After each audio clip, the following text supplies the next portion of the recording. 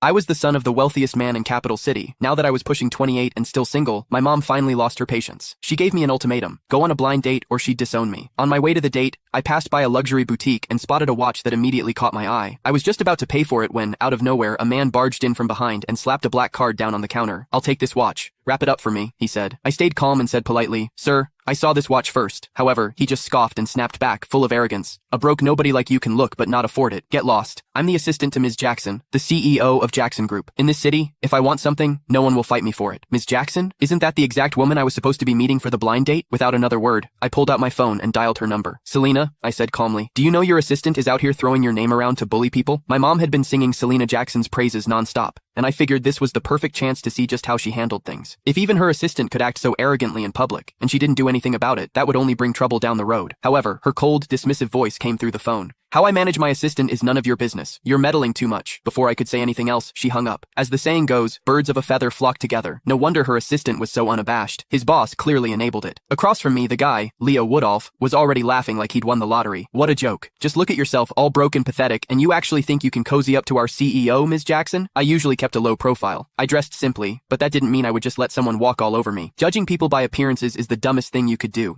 I said calmly. "I'd suggest you watch your mouth, or you're going to regret it." However, I wasn't about to waste any more words on a clown like him. I reached into my bag, pulled out a card, and handed it to the sales associate for her to ring up the watch for me. The associate looked at my card, then at Leo, clearly hesitant. She froze, not knowing what to do. Leo just laughed louder. "You low-life piece of trash. Are you still trying to act like you're somebody? This entire mall belongs to the Jacksons. If I don't give the word, you can't even buy a single screw in here." Then, with a smug grin, he yanked the card from my hand and flung it toward the entrance. "Waving around some cheap-ass card thinking you're hot shit? I'm not falling for it. Get lost." In all my life, no one had ever dared to humiliate me like that. Leo had seriously crossed a line. Without another word, I grabbed his arm in one swift motion and dragged him to the front of the store. My voice dropped cold as ice as I ordered, "Pick up my card." The salesgirls in the store stared in shock. "Oh my god, did he really just say that to Mr. Woodolph? Is he crazy?" "Mr. Woodolph is Mrs. Jackson's right-hand man. Offending him is the same as offending her." One of the employees tried to talk me down. "Sir, it's just a watch. It's not worth angering the Jackson Group over this. Please, just let him go. Yeah, you should apologize to Mr. Woodolph while you still can. Beg for forgiveness. It might not be too late." Leo, clearly feeding off the attention, yanked his arm away and shouted, "You worthless trash!